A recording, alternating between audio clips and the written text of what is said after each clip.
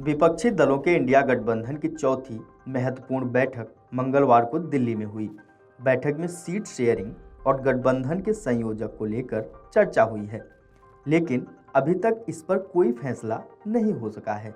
सूत्रों से मिली जानकारी के अनुसार बैठक में सीटों को साझा करने का मुद्दा सबसे ऊपर रहा। गठबंधन जनवरी या फरवरी में साझा प्रत्याशियों का ऐलान करने के प्रयास में है। इंडिया गठबंधन की बैठक में निर्णय लिया गया कि जनवरी तक राज्यवार सब कमेटियां बना दी जाएंगी। गठबंधन का झंडा भी साझा होगा। इसके अलावा जनवरी से साझा रैलियों की शुरुआत होगी। संयुक्त रैलियों में पटना, नागपुर, कोलकाता और चेन्नई को प्राथमिकता पर रखा गया है। राजस्थान, मध्य प्रदेश और छत्तीसगढ़ में हार के बावजूद बैठक में कांग्रेस के तेवर जस के तस यानी कि नरम नजर आए। तीनों राज्यों में कांग्रेस अपने वोट शेयर को लेकर उत्साहित नजर आई।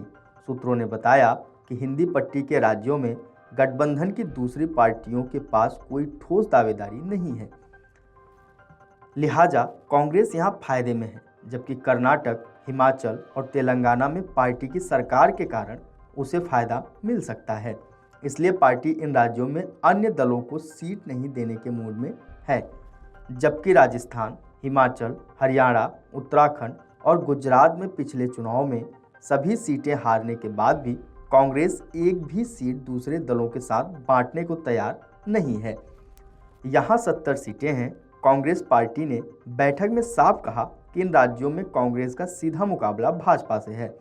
इंडिया गठबंधन में वही सियासी चुनौती देने में सक्षम है। बैठक में महाराष्ट्र, यूपी, पंजाब, दिल्ली और बिहार के सीट शेयरिंग को लेकर भी चर्चा हुई।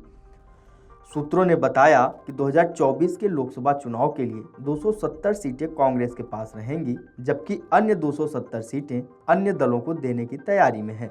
बैठक में सीट शेयरिंग को लेकर मोटे तौर पर बनी सहमति के अनुसार 270 सीट ऐसी हैं जहां कांग्रेस अपने उम्मीदवार उतारेगी, जबकि बाकी 270 सीटें ऐसी हैं जहां गठबंधन दलों को सीटें साझा करनी है। इंडिया गठबंधन ने 4 राज्यों के लिए सीटों का बंटवारा राज्यों की यूनिट को सौंप दिया है, जबकि 4 कठिन राज्य माने गए हैं, इसलिए उनकी सीट का बंटवारा पार्टी के शीर्ष नेता करेंगे। महाराष्ट्र की 48, बिहार की 40, तमिलनाडु की 39 और उत्तर प्रदेश की 80 सीटें एनसीपी, शिवसेना, उद्धव, द्रमुक, आरजेडी और सपा के साथ मिलकर लड़ेंगी।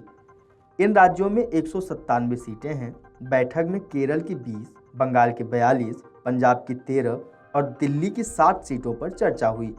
इन सभी राज्यों की सीटों का बंटवारा सब आखिर में लेने का फैसला लिया गया।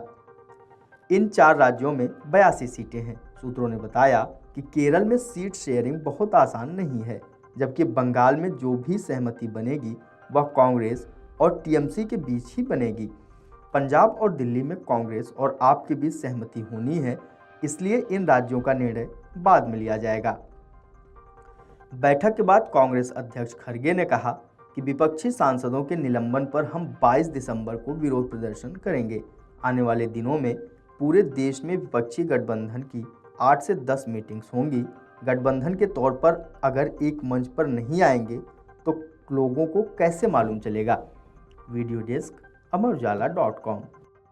अगर आप ये वीडियो YouTube पर देख रहे हैं तो हमारे चैनल को सब्सक्राइब करें और बेल आइकन को दबाना ना भूलें। अगर आप Facebook पर ये वीडियो देख रहे हैं तो हमारे पेज को लाइक करें।